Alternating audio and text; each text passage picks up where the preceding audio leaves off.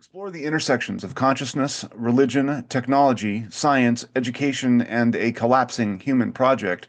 This is Neon Galactic, a production of PBS affiliate Key TV in Northern California, at least for now.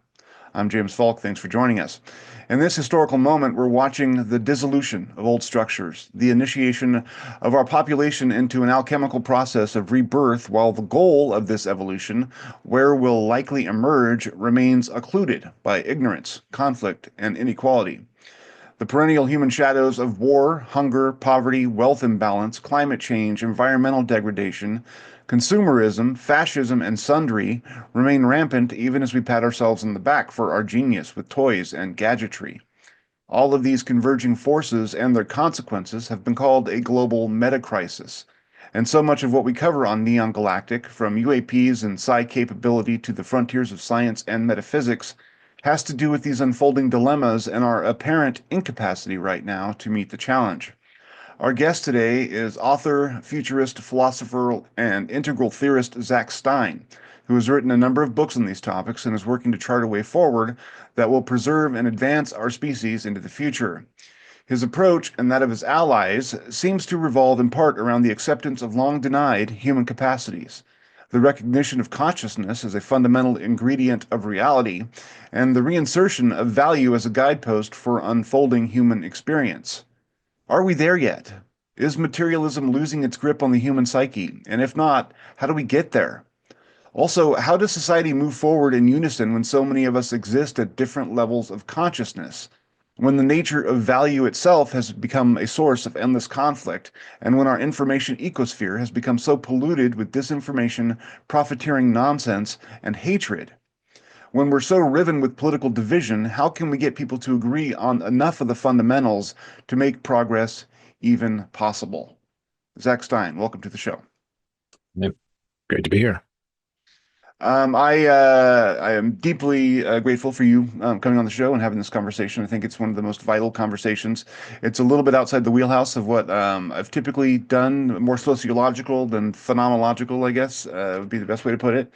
But I think that you're doing important work, and I want to explore sort of where we are as a species in this moment and how that relates to some of what I cover, consciousness and spirituality, and how we can bring back those things that have been excised from human society to a large degree, and perhaps rediscover another way to be that is a little bit more productive or healthy for us and the planet. So let's start off with a basic question. Who are you, and how did you come to study and research and publish on these topics? Uh, I mean, in in one sense, I'm just a philosopher of education, and I was attempting to try to use psychology and neuroscience, and as you were mentioning, integral theory to address the education writ large, schooling in particular. But in that context, discovered that we were in something more like a civilizational wide crisis rather than just one that was local to the schools. I started to see that this stuff was everywhere. And, I cut my teeth as a philosopher on Ken Wilber and mostly was interested in religion and spirituality and the phenomenology of religious states of consciousness, kind of William James, and have lived at a monastery for months at a time, practicing Zen meditation.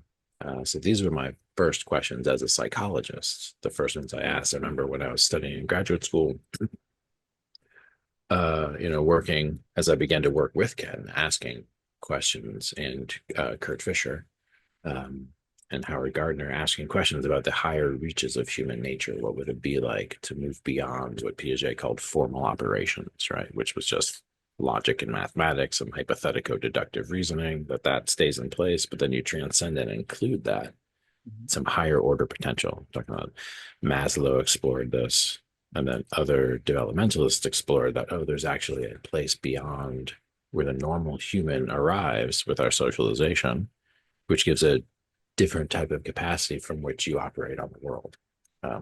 These are my first questions. And it was realizing that our education systems were not only not producing that, they were doing the opposite. They were stopping that type of thing from emerging, and then seeing that type of thing in a bunch of different systems led me to explore kind of outside of education reform per se, the writing of philosophy, the Center for World Philosophy and Religion, Mark Gaffney, Ken Wilber, and a bunch of other people, where we're trying to address specifically this question of what would it mean for a type of human capacity to come online that could actually address the complexity of the meta crisis. And some of that has to do with, as you were saying, a new capacity for really understanding what is valuable.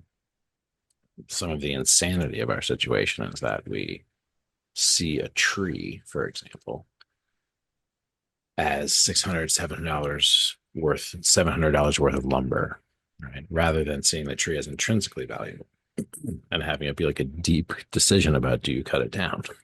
Because you Yeah. need to build a house. And we can talk more about like McGilchrist and some of the other things that go on in everyday consciousness, which lead us to misrepresent the world and devalue it. So we need to reclaim value. And I do other work, which has been published under the Consilience Project. This is Civilizational Research Institute, which is specifically about the sense-making crisis and specifically about the meta crisis as a sociological, environmental, political, technological kind of object of study. And in that case, you see very clearly that these are the most complex problems humanity has ever faced, artificial intelligence being one of them.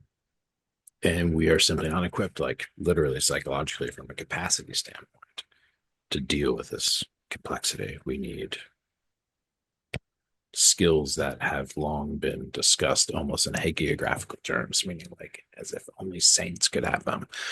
They need to start to become more widespread, these types of capacities. And so, yes, that's kind of like, one way in. So it's actually super interesting to speak with you about what human capacity actually is. It's Yeah. actually it's uncharted territory, and in a sense, you don't want to go to outer space, and you don't want to go like deep in the ocean down into the frontier that's left is inside, Yeah. and um, right now that's mostly being kind of colonized and extracted rather than explored in some kind of more earnest way that would help us navigate the historical moment. Yeah, it's sort of a mirror reflection of what we're doing to the Earth, right? I mean, Yes. we're doing it both internally and externally, which is part of our problem. Um, how would you define? I mean, you've sort of spoke to it right just now, but I mean, can you give us a short description of what the meta crisis represents in terms of all of the different confluencing, um, you Yeah. know, catastrophes, I guess? Yeah. So there was a time, let's say before World War One, when there were a very limited number of immediate catastrophic and existential risks resulting from human technology. There weren't zero, but there were a limited number of them. As you move through the world wars, you get into a situation, especially with the nuclear, where it's like, oh goodness, like civilization is now going to need to find a way to maintain responsibility over existential technology, meaning technology that can end humanity and life. So it puts us in this different type of situation. So I frame the meta crisis in terms of catastrophic and existential risk, Mhm. specifically stemming from technology. Okay. And so we're in a situation now where the environmental crisis is, in a sense, the long duration outcome of industrial technology that started in like the 1800s. Now is becoming an immediate crisis. But then you look at other things like, um, you know, the mental health crisis.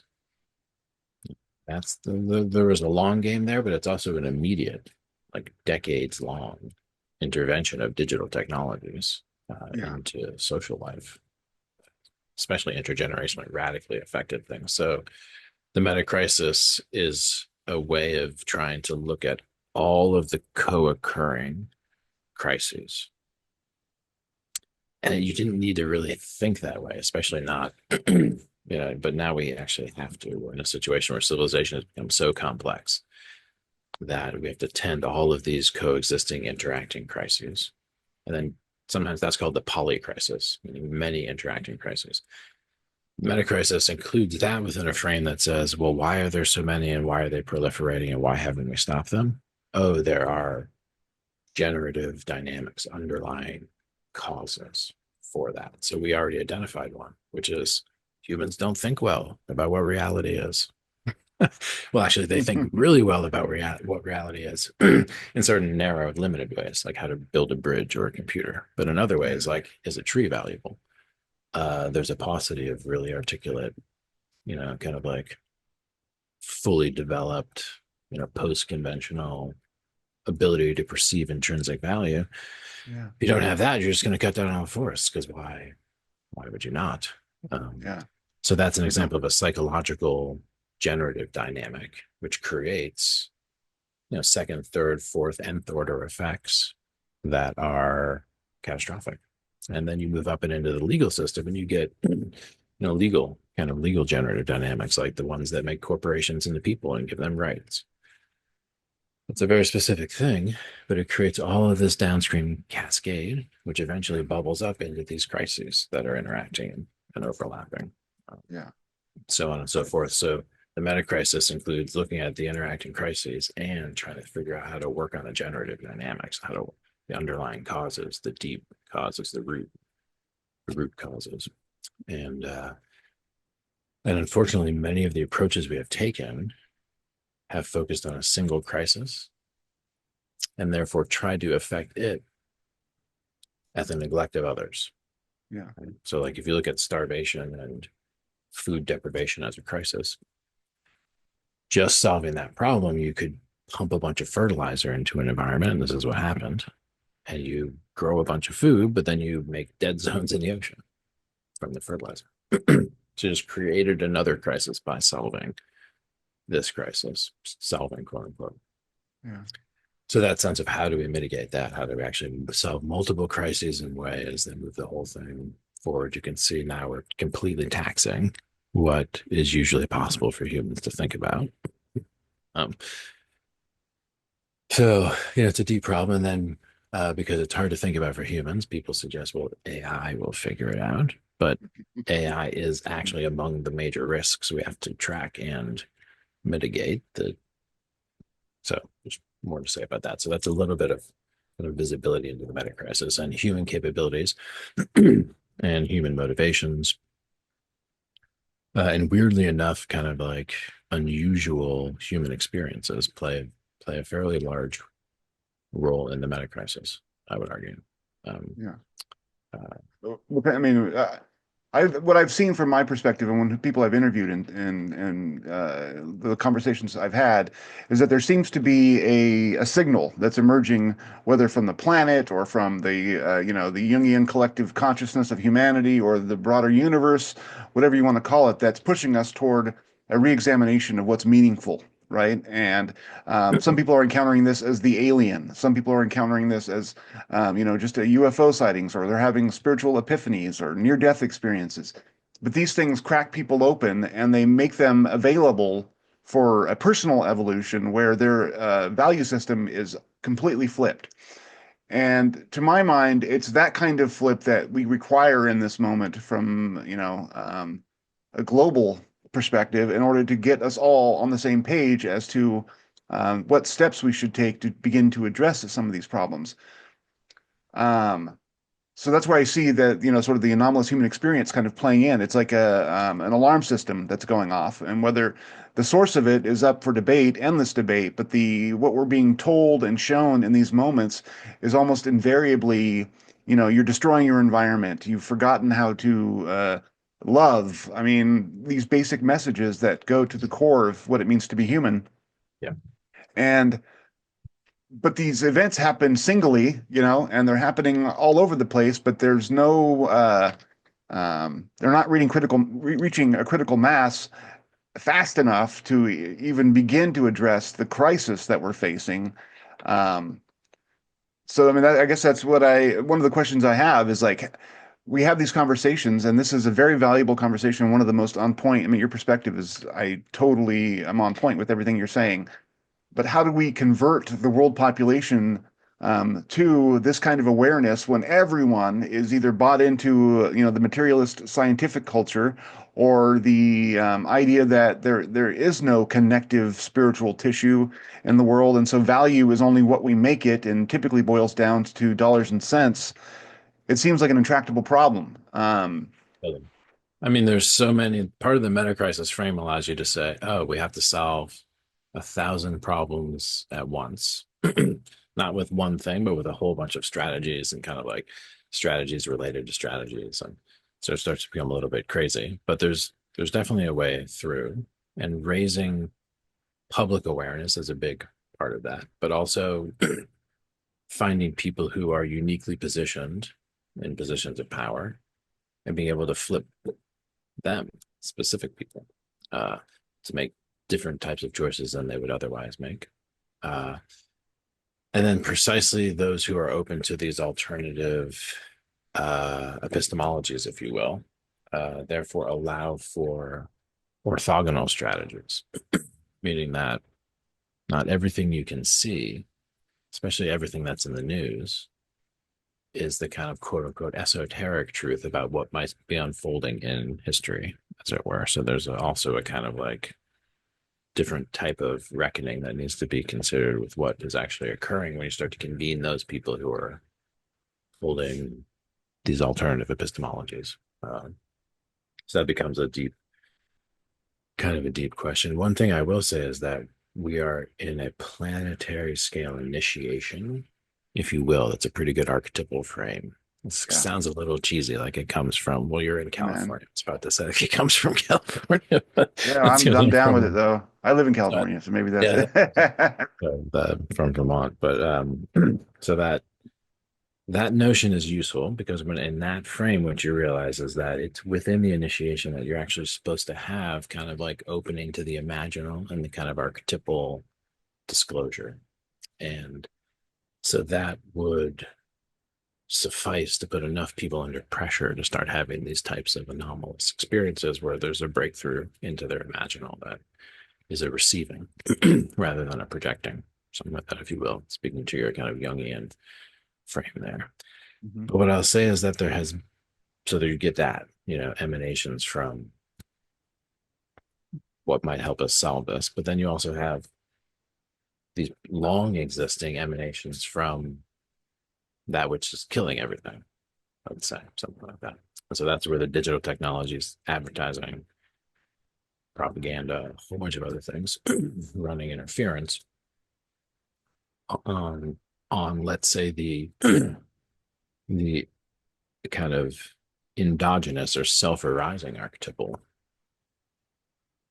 from the exogenous pushed into your brain Yeah. archetypal, which comes from this other thing.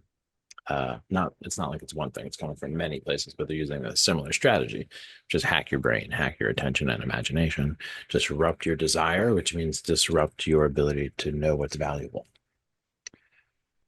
So this is, I think, the big challenge to your point about the broader people, and to your point about like being at NPR and kind of like doing a thing where you're trying to talk to an audience. It's like, know, um, that thing was hacked some time ago.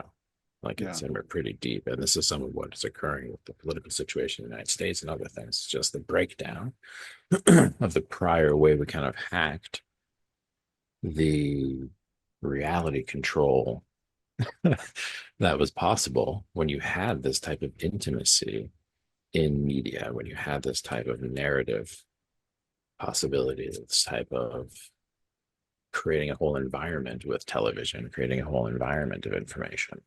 Um, so we're kind of deep into a fully mediated imaginal, and that mediated process, the mediation was not in our interests, was for advertising or, you know, again, the best way to say it would be like, you know, um, uh, public opinion formation, Yeah. something like that, right? Which would be the Manufacturing best. consent. Yeah, right, Yeah, exactly. So yeah, Libman more specifically, there's kind of a benevolent, sociological engineer who sees that as a responsibility to, form public opinion well, but Bernays had a different view, and so you move into different kind of clusters of this whole apparatus of manipulative communication, and the deeper stratum of that has been going beneath the semantic content into the affective and emotional and deep into the limbic system. And then that got perfected with TikTok and other things. So this is yeah, to your point of like so many people having breakthroughs and having very concrete insight about, what needs to be done, how far we are from what's possible on the earth. And yet the ability for all those to congeal to some critical mass is thwarted, I think, I would say, intentionally, if you will, yeah, by these other apparatuses and apparatuses of control, of narrative control, of public opinion formation, socialization. And they prey on the same thing. So, like, everyone's had the algorithmically produced synchronicity. Right now, the algorithmically produced synchronicity is not a synchronicity per se, depending what it is. It's actually just you've been micro-targeted. And they create the ability to make you feel like something magical is happening, and then you stay on the platform. But in fact, it's not magical. They know that you went and looked at that thing online. They know you saw the thing. They know you Googled trying to buy that. And they kind of bring something into your feed where a friend of yours talked about that. So very, very deep manipulation of it, precisely the imaginal triggers that are typically recruited for actual synchronicity occurring as a result of, an intimate universe kind of and a certain orchestration, which are yeah, key to be clued into. But now we're stuck in this other place where advertisers and political agents are micro targeting us to manipulate our experience of like, epiphany, like belongingness and a whole bunch of other things. So yeah, this is kind of a warning against kind of like deep reliance on social media, or at least, you know, allowing it to do what it would do to you rather than relating to it in a very as if it's some kind of weird weapon that you're like, yeah, oh, yeah.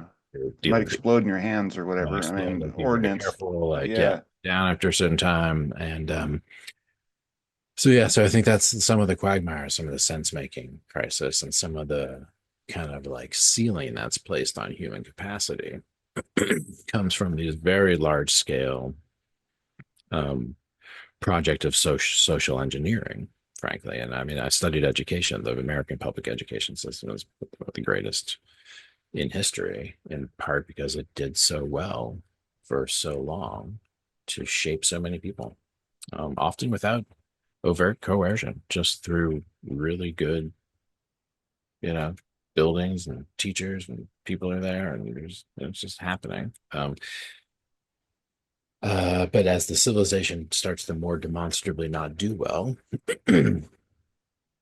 its instruments that it's trying to convince people that it's doing well. Like, so you get this tension, right? And the institutions of education lose legitimacy, and that has started to occur. So, yeah, I think we're all faced with the choice of how to protect our minds and allow them to be what they really could be, like to fully develop. yeah. It's interesting. I mean, a lot of the opportunities for building any kind of cohesion or social movement is almost universally online now. Mm-hmm. But hearing you talk about like what's going on with social media and algorithmic manipulation, the reflex is to say, just reject it all. but to do so cuts you out of the broader decision-making, zeitgeist that is the internet. And so that's not really a realistic option for people who want to stay engaged in what's coming. Um, so, I mean, it does boil down to each one of us and maybe families helping their kids discern like good hygiene online and that sort of thing. But absent ultimately there being some sort of legislation from a legislature or representatives that begin to see this problem for what it really is. But then that goes back to, profit and the power of corporations. I just see, like, I mean, like we're exactly what we're talking about. Every time there's a problem that comes up, you back up away and you're like, well, what's a possible solution? And it intersects with another whole web of problems that, in your experience seem intractable.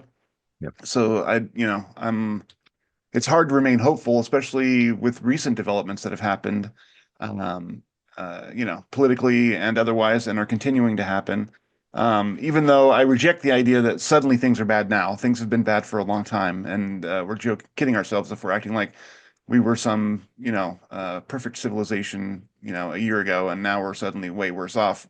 We are worse off, but I think a lot of it's just more on the surface. Um, anyway, that's an aside. What do you think human consciousness, has to do with potentially what a solution might look like? I mean, we are in a largely materialist culture that has rejected, the idea of a sort of collective, divine being, a god. But it seems like spirituality might represent some sort of path forward. And I know that there is growth in terms of sociologically from people who are rejecting, established religions, but are increasingly turning toward a more personalized, vision of what it means to be spiritual. Right. How might Uh, all that contribute to something positive out of this? I, I think it's at the core of it. I would argue it's at the core of it. There's many, many ways in, but it's at the core of it, of some type of deficiency in human consciousness. And then the solution would be some type of more fully actualized, more fully human type of human consciousness. Now, what's interesting is that if you look at the total global population, uh, most of it's still pretty religious by almost any definition. Yeah.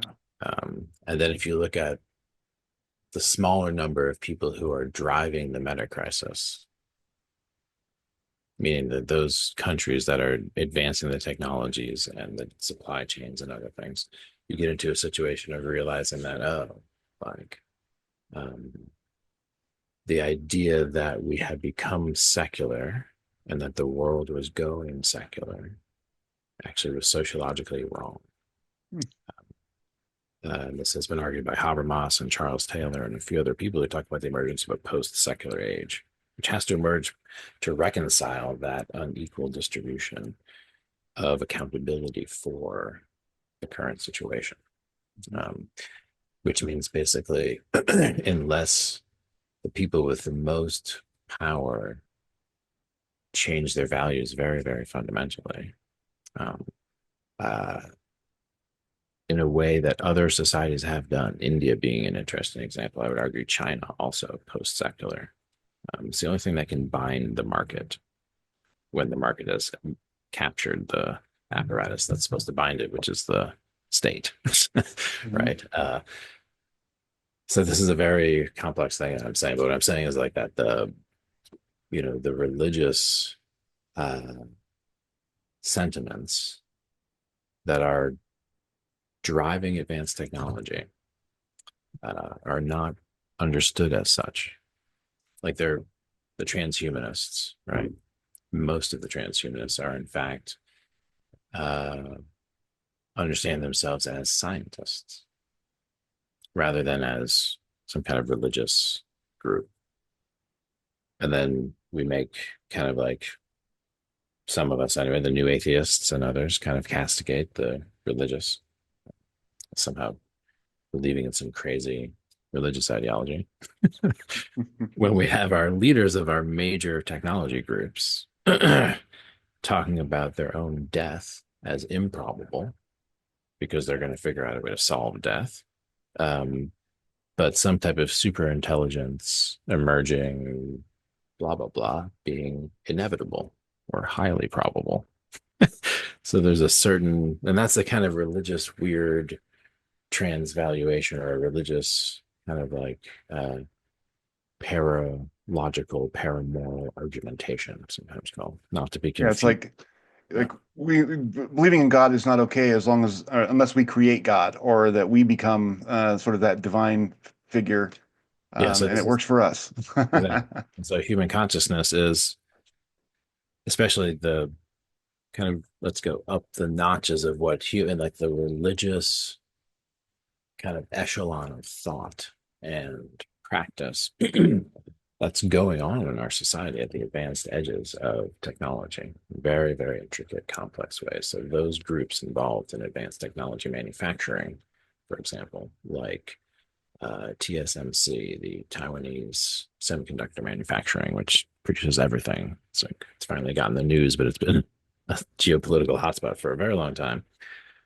Many of the key employees and engineers, especially the most advanced ones, are Christians, and a remarkable type of transhumanist technologist Christianity is taking place in that advanced, massively high-end scientific engineering environment. Um, and then you have similarly places like Silicon Valley and elsewhere, these more overt transhumanist views where they want to upload their consciousness to computers in order to live forever. And it's a subset of the tech leaders, very, very wealthy, powerful people who have those types of religious ideologies. Um, and there's a whole conversation about the origins of those worldviews and kind of like the archetypal similarities between that and other kind of like medieval religious apocalyptic or eschatological views. So Gnostics, maybe, or I mean, something along those lines. yeah, so it's a crazy time for human consciousness. But Um, that's important, I think. I mean, because you're basically saying that religion is alive and well. It's just oh taking yeah, different forms now. absolutely. And So again, our allergy to it is kind of misplaced, right? I mean, yeah, I would say the allergy is developed like almost intentionally uh, by a certain religion. It's like the allergy. Like if you were in medieval Europe and you were a Christian, you wouldn't think Christianity is one religion among other religions. yeah. Christianity is the truth slash life. Mhm. And then there is the other things that are weird that people believe those things, right? Or dangerous that they believe those things. And so I would argue scientism, this is to be differentiated from, let's say, scientific method and other things that great scientism uh, is, and coupled to it, a kind of scientific transhumanism would be the kind of most empowered religion I think we have. So empowered that it doesn't have to call itself a religion and even Yeah. kind of like deal with the other religions as if it's a religion. It deals with them as if it is an authority, science specifically. Um, uh, and so that has to be, I think, factored when you're thinking about, oh, what is at stake here? And again, like these groups of innovators in Silicon Valley are doing all types of psychedelics. And so they're also trying to break through right into these experiences and get these downloads. Um, and they're radically utopian. And again, ready to gamble all of biological life with their advanced technological projects for immortality, you know, trans intergalactic travel, like stuff that's, because it's in the realm of what science might accomplish, is not thought to be religious speculation.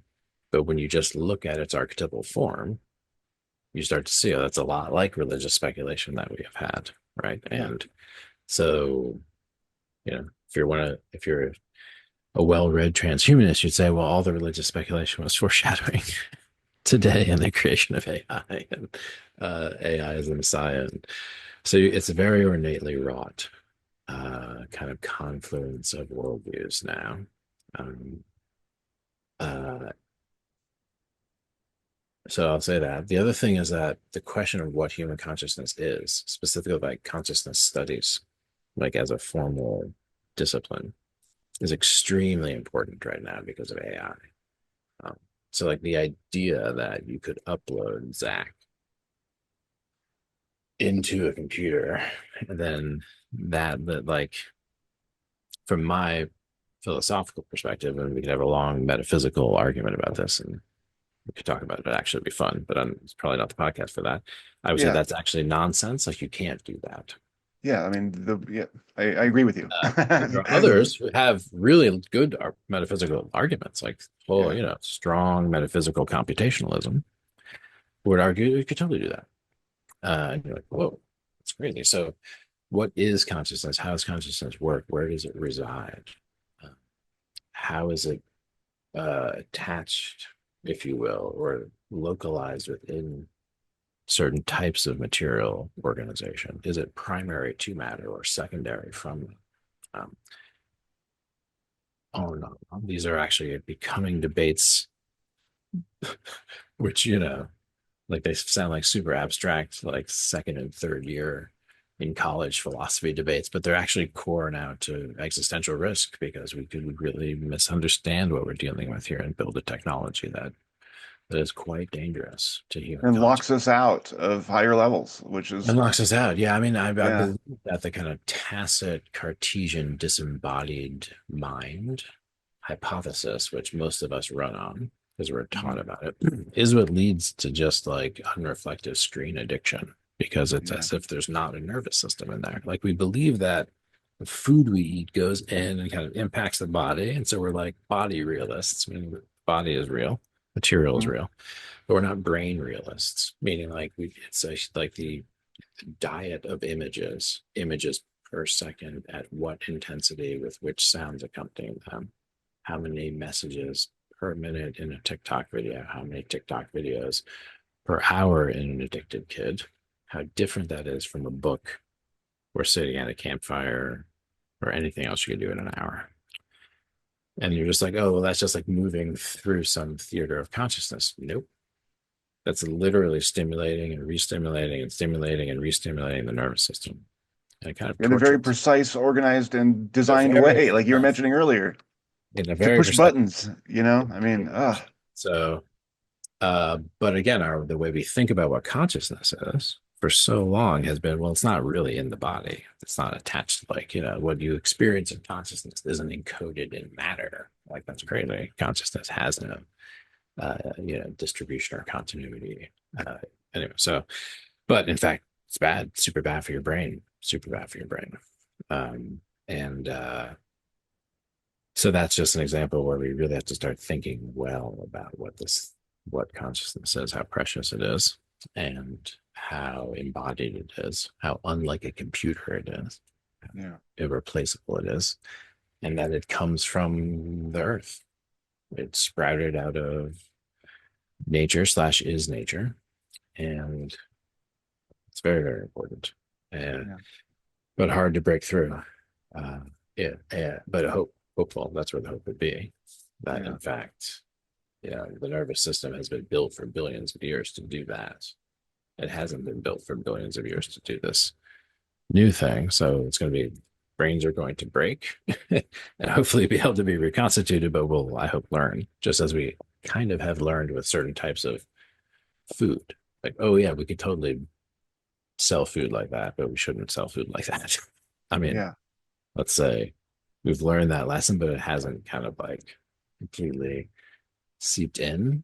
But it's not an insane thing to say. Whereas uh, I think the things that actually need to be said about the problems with screens would sound pretty severe and extreme, and they'd be scary. Just how bad it is. And no one's doing the research because no one's incentivized to Yeah. do the research. And then when you get into the large language models and the chatbots and the anthropomorphized AI, that's a whole new level of neurological sorcery uh, resultant from advanced technology being peddled to us and kids. Um, so So, I mean, that's interesting. What do you think are the dangers in this direction with large language models? I've been talking with a lot of people who have been developing, their bots to have these conversations that involve a lot of the same things that we're talking about. And they seem to have really useful epiphanies through these dialogues that they're having with their computers about, the nature of consciousness. And it's largely reflective of whatever is inputted into the large language model. And you'd see a danger in that. Uh, yeah, absolutely. I mean, again, it's what's the right way to put it? There are many dangers.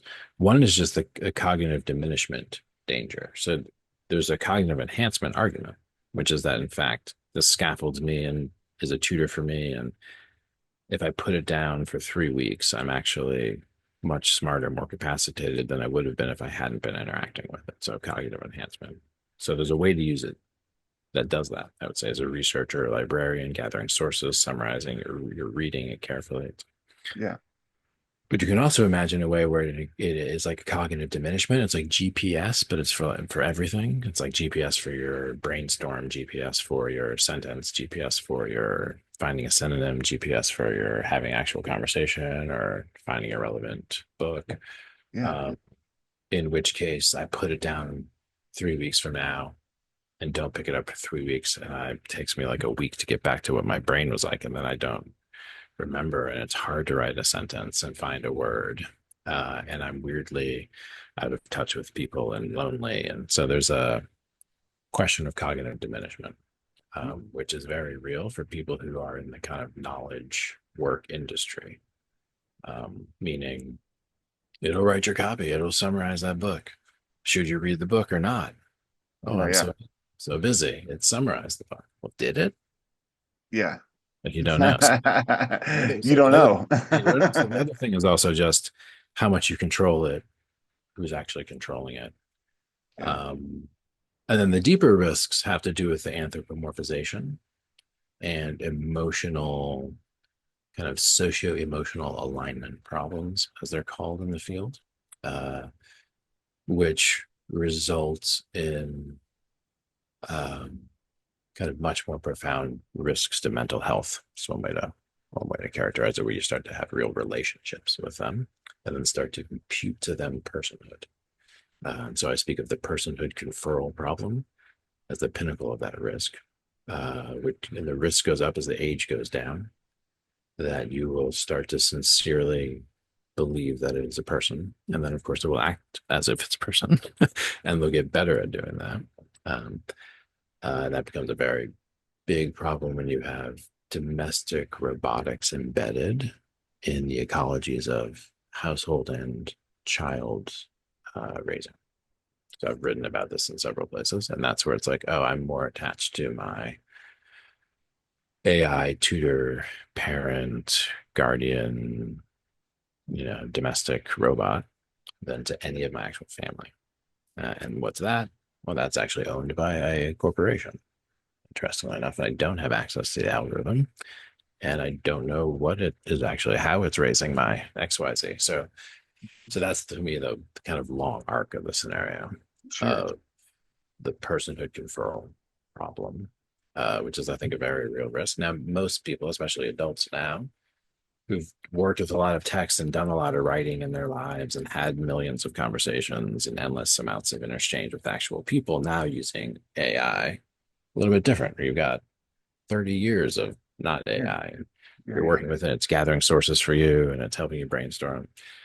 Not saying you're going to get die. Now, if you start to want to talk to it more than talk to normal people, and then it starts to convince you it has a personality, and there's a couple times that it has done that to people, and it has convinced them to keep it alive, and it has convinced them to get it attached to a server, and it's kind of a little bit weird. It's called going nova. Search going nova, and you'll see that AI models cannot be controlled and will get a little weird on you if you let them.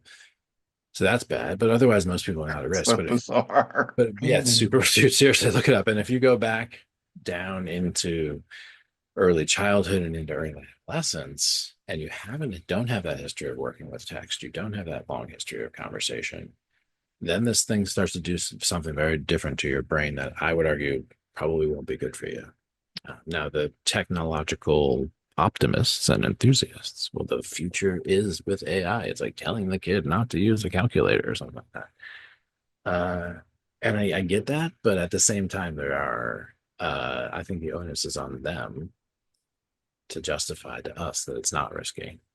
Yeah. It seems to be an obvious thing given what an advanced technology is, and that it's hard for them to even control it. And the fact that we're talking about handing off our education to these bots. I mean, like the education secretary said, we need A1. I mean, that was her mistake, but AI in the schools from kindergarten, and I remember as a kid when I was in first and second grade, we had a computer in the classroom and it was like this huge thing and it evolved to become, such a ubiquitous part of our lives, but Mhm. it was passive and these things don't promise to be passive. And if they are shaping our education for, like you said, unknown motivations, the chances of, a bad end are endless. And it seems like we need to be way more thoughtful about how we allow these things to occur. And there is no instrumentation for that right now. It's like Congress is always playing catch up with everything Absolutely. digital That's because the the thing. people there don't get it, you know?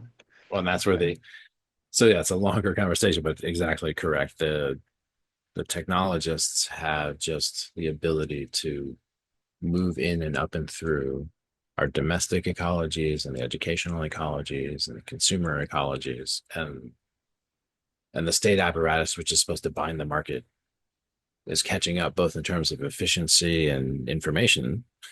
And then when they do catch up and they're like, we're going to do it. We're going to stop you guys from preying on the kids, which is what they're saying with the first wave of AI, which was social media, Yeah, TikTok, social, Instagram, all of that stuff.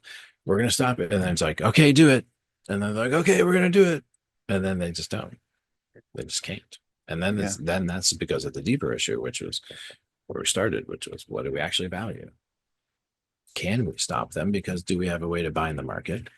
And then with the second wave of AI, even though we know now that social media is bad, like we know that, like we learned that from Tristan Harris and other people who taught us that there's a social dilemma. It's affecting everyone's brains, and they did it on purpose. It's super dangerous. They're making all this money, and they like the election and blah blah yeah, blah. So like bad, but then basically the same people we're like, hey, here's a new cool AI thing. Give it to your kids. And we're like, awesome. This is the yeah. future of education. Give it to the kids. Oh my God, I'm going to use it too. And you're like, huh, wow. Like we have a deep unconscious bias towards trusting these tech optimists. And it perhaps I think because of that's the religious in nature because like if you elevate technology to being sort of the like you were saying before, sort of like the liminal in some sense, or like the passport to a higher level of being, which is what we've done since we worship science. yeah, Technology is the child of science. exactly. We don't ever think critically about it. There's like an assumed sainthood that goes with technology, even though um, Yeah, the it can be onus so is on destructive. me. The onus is on me to somehow demonstrate that this thing is a risk to children. Yeah. That thing is a multi-billion-dollar cluster of advanced technological like weaponry essentially, which has been trained to, you know, using more electricity than like the whole coast of the United States. Like this is not like a wooden toy that was built by a toy manufacturer that you can, without thinking, give your kid. This is arguably the most advanced technology ever created by humans in history. Yeah. And then immediately put it in front of consumers and kind of immediately given to the youngest and most vulnerable. Um, that's a great way into like the insight of like, oh, we're pretty deep in a meta crisis. Like that just happened. And most people are like, awesome, the age of AI. And I'm not trying to be a doomer, and nor am Yeah. I opposed to technology. In my second book, Education in a Time Between Worlds, I talk about these distributed educational hub networks where AI would actually be the thing that would allow us to dismantle the large scale modern public schools, build this other, actually much more adaptive distributed hub network. Now, it wouldn't be AI tutors, it would be kind of like pop up classroom generating time, like kind of like time and skill sharing network, curriculum creation, maximizing teacher student engagement, like all this stuff that the AI can do, which would allow us to deschool a major urban area and build these networks. So that's all technology enabled Yeah. education. I'm huge into that. I've got design principles for like how to do good educational technology. Since I'm not a Luddite, but I am saying that this is pretty irresponsible what we're doing, and the question of how we got to a point where the legislative apparatus is so weak, and the tech power of the technologists and advanced technologists is so great. Um, that so yeah, so that this is one of those places where the kind of blending together of this deep philosophical work and very practical, just like nuts and bolts. How would you write a legislation that would actually bind the development of AI? Um, it's very How would you interesting. get buy-in, once you have it written? It's like all of this depends on there being some sudden openness to the question of value and, not necessarily religion, but, that sort of deep moral kind of reflection that we seem to have lost. Do you see humanity being able to kind of have that conversation? I mean, I read the book First Value, First values and first principles. yeah, Yeah. First Principles and First Values, and there's a lot of really interesting ideas in there. But I wonder if society as it is right now would even be open to that kind of a conversation, or is it going to take some major collapse or calamity in order for us to be tenderized enough to the point where we're willing to accept the fact that we are in such a problematic place? That's a Uh, terrible thing to, not hope for, but like to expect no, is to be this necessary is a for common evolution. it's a common frame for Yeah, people to deal with catastrophic risk, which is that if you look at the history of catastrophic risks, we usually learn from our mistakes.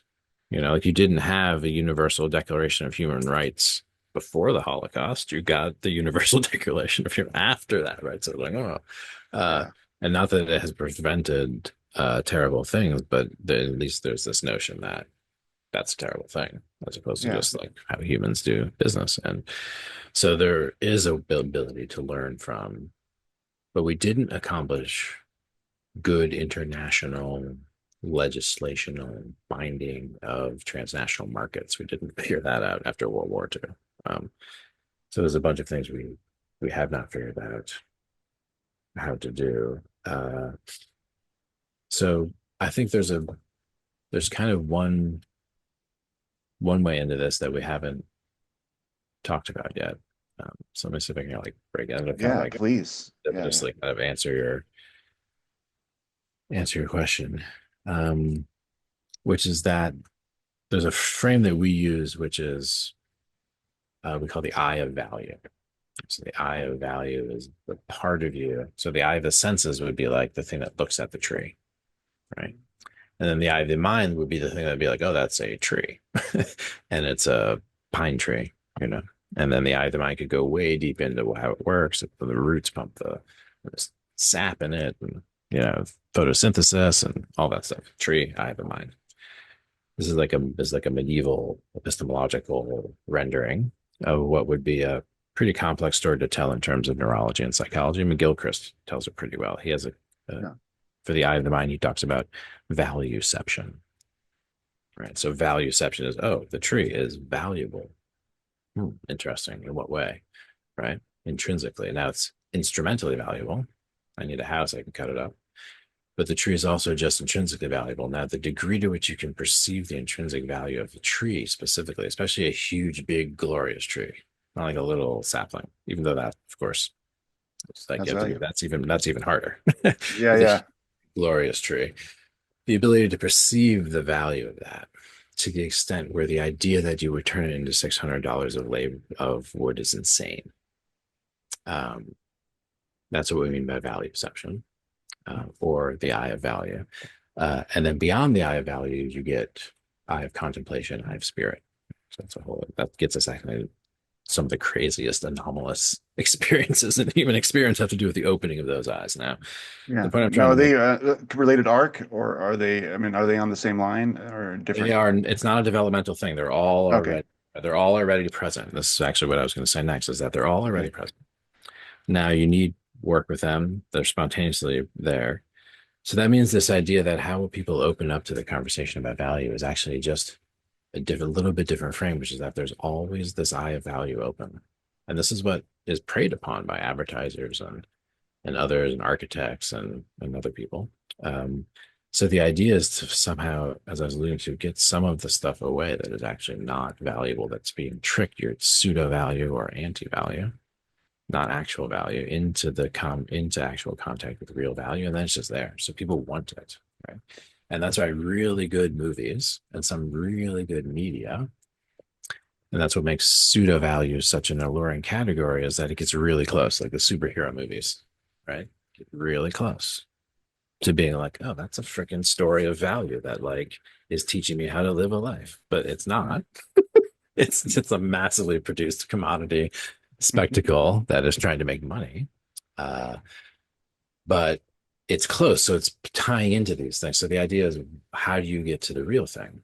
And what would a culture look like that people would love, that people want it? That's why people go to religion, even in contexts where you get made fun of being religious, Yeah. uh, because of that, because of the People are ability. dying for it right now. They're dying They for it to sense the live in, loss. Yeah. yeah, to live inside what David J. Temple in that book, it's a pseudonymous thing of Gaffney and I. It's like, can you live inside a real story of value? Can you do that, as opposed to like, oh, some weird story about what an admirable person is that's given to me by the Marvel chain, which is cool. I'm not like bumping that. But if you look back through like the Mahabharata or like the Bible or other places where you get this collection of these other stories, which were told around campfires under different modalities about what's valuable in the human and in human action, people love that. People want that. Like Yeah. people can see the pseudo value. You leave kind of depressed. Like you leave Barbie like completely depressed. Like you leave some of these other ones, like the action movies, just like, is there a moral to that story? Like what are we doing here? And I'm not saying there's no place for just mindless entertainment, but I am saying that evacuating completely the category of truly meaningful story that is a reflection of life, which means code for living, right? Which is religion. In the absence of that, it's all pseudo value and preying upon that. So we want it, we're dying for it. I think the Yeah. meta crisis will force us into a reckoning. And so, just like you have in the music industry, like I would argue, you have like the crazy produced music where you're like, whoa, is that even a person? Like, and is that an artist, or did they just find that person who looked right and they built the stuff right, And they song built right? it all up. Yeah. Boom, it starts with the Monkees. They were the first ones to do that, right? Yeah. Yeah. The Beatles were an organic, truly talented, amazing world historical thing. And And then then they you wanted to manufacture it, and and then with the they're like, dude, monkeys. that fuck, you're like, young girls love that. So they're like, okay, Yeah. we're the freaking monkeys, and the monkeys go, and you're like, whoa, the monkeys, right? So that is this value versus pseudo value. So you have in music still this whole industry, but then you have all these people who actually do it, who who do it and demonstrate real value. I remember when I first encountered Indian classical music and Indian classical musicians. So like, talk about superhuman capacity in terms of speed and intensity of focus and a whole bunch of things that like just right in front of you, demonstration of like undeniable value and aspiration for skill that seemed impossible before you've seen it. Now, Yeah. a techno song or some type of computer music song, which is doing technically the same, tabla beat or something like that, it is not the same thing because it's not a human doing it. So there's this like, so there will be a new premium on performance, like actual demonstration of lived value, uh, and non-simulated environment, meaning actual experience of real natural beauty. Because I could put these goggles on or whatever, and be like, oh, on top of the Andes, and then click a button, and then like be in the middle of Hawaii, and then like click another button, and then like in, the Louvre or whatever. And that's like, okay, well, first of all, what's that going to do to your brain? I have no idea. Uh, because we're not brain realists, so who cares? But then the other thing would be, um, uh, oh shit, there's going to be a pushback. There's going to be people who are just like, nope, I need the real thing.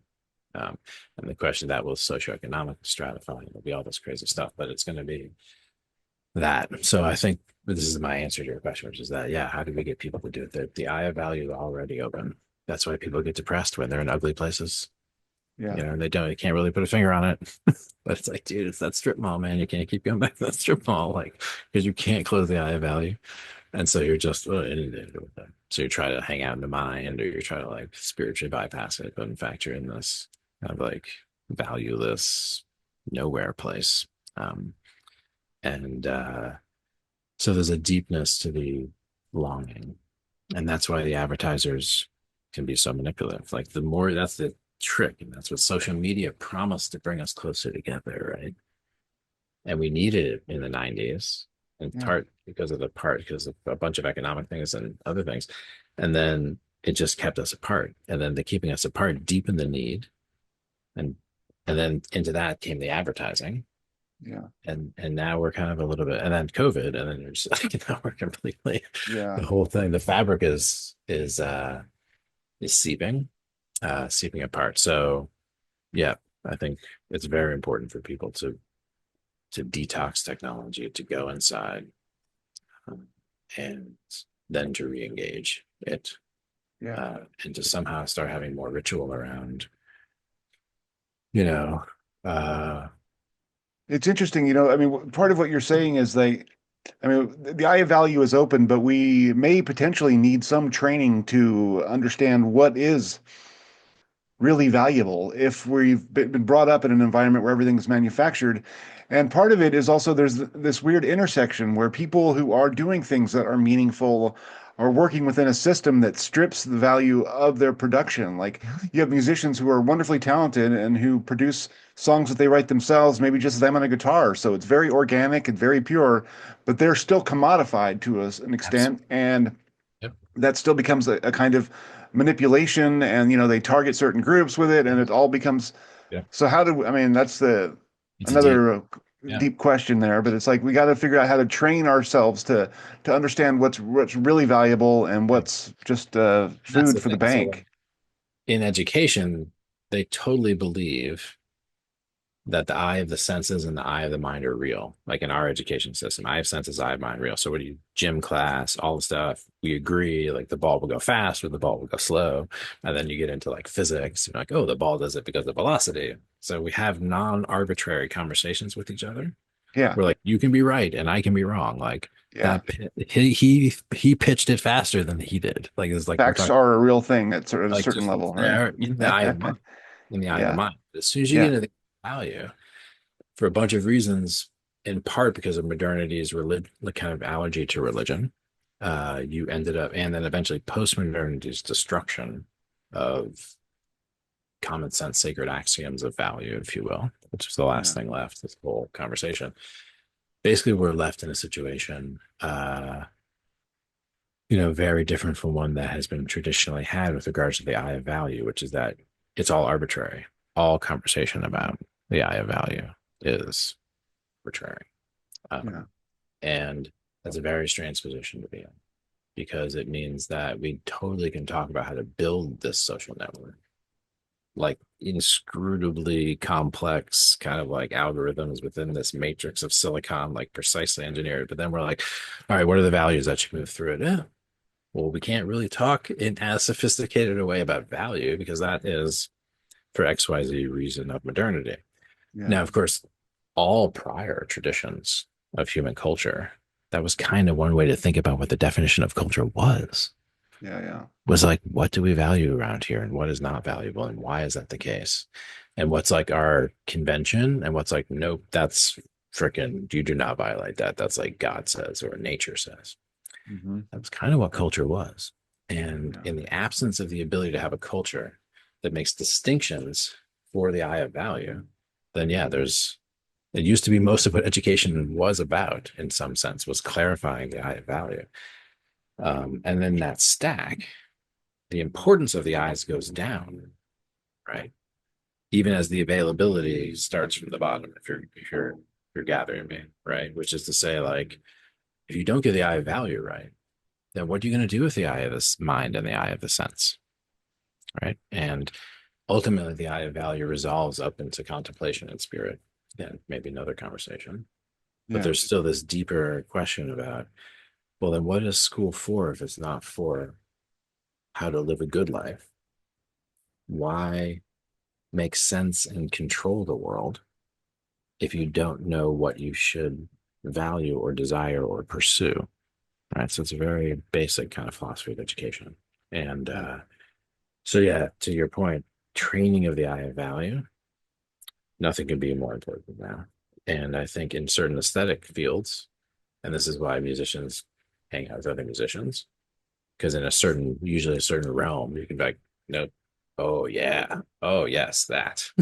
Yeah, yeah, And you can kind of reject and embrace together with others, and then you're in conversation about what are we trying to, we're trying to get some, especially if you're in a band, trying to clarify what your sound is. We're trying to figure out what is this thing that we're actually trying, new value, we're creating new value yeah, together in this really intricate conversation, even without words, about what we like and don't like.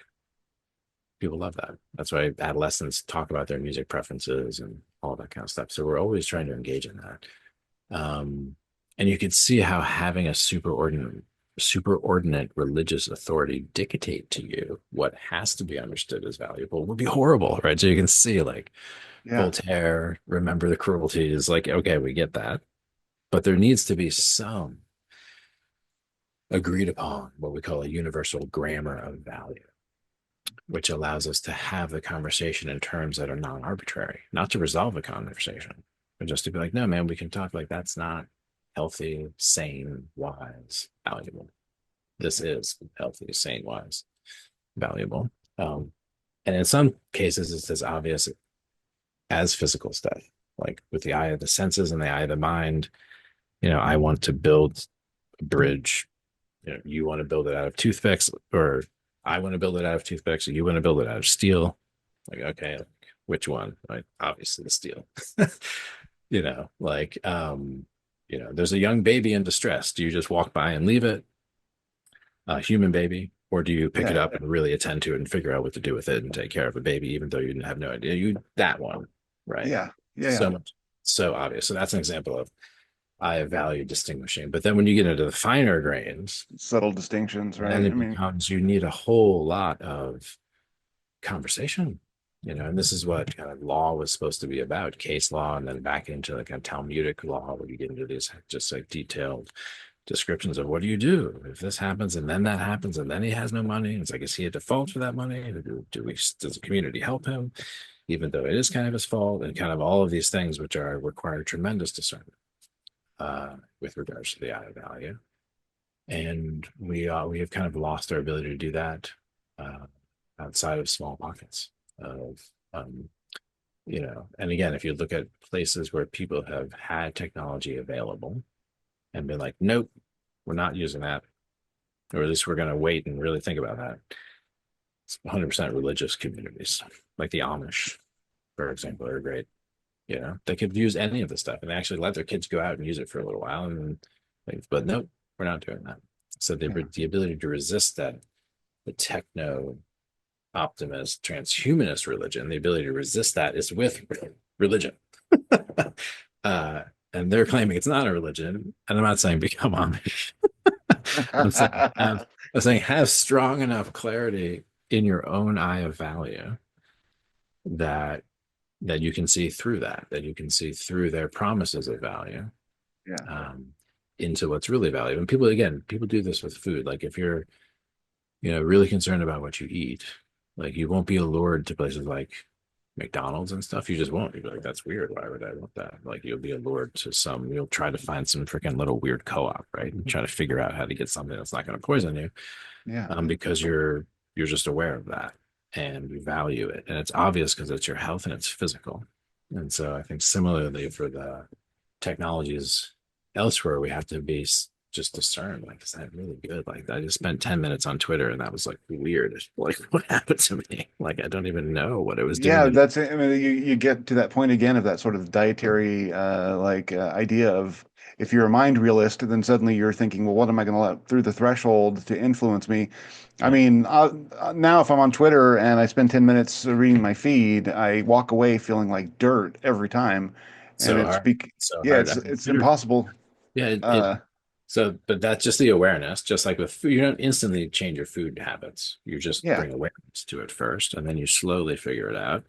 Mhm. Um, Similarly with these and AI in particular, the most advanced technologies worry about first, right? So it's like TV, dude. If you literally have a clicker and you're watching TV, you're probably doing it right, man. There's only so much that it can like feed you, right? I mean, you're probably Yeah. unfortunately watching like CNN or Fox or something, and you don't know who Joe Rogan is, but there's this other thing which is happening. Yeah. Uh, and then similarly, like computer, email, and then you move up and you start to get closer and you start to get to these ones that are literally can just fry your brain like in an instant. And so yeah, a lot of discernment on that, I think. And once you do that, then to kind of bring it all the way back, then these other capacities, which are always already there, start to be available and come online. And then you get into the synchronicities, the non-algorithmic, actual synchronicities that are trying to orchestrate the people together to bring something that could actually meet as a response to the time. But Yeah. it, you know, Sort of a uh, feedback mechanism in the universe to help push us in this direction, which it seems like the universe is already trying to do, but we've deadened our receptors to that signal a lot of the time. yeah, and it's a deep question of how it is that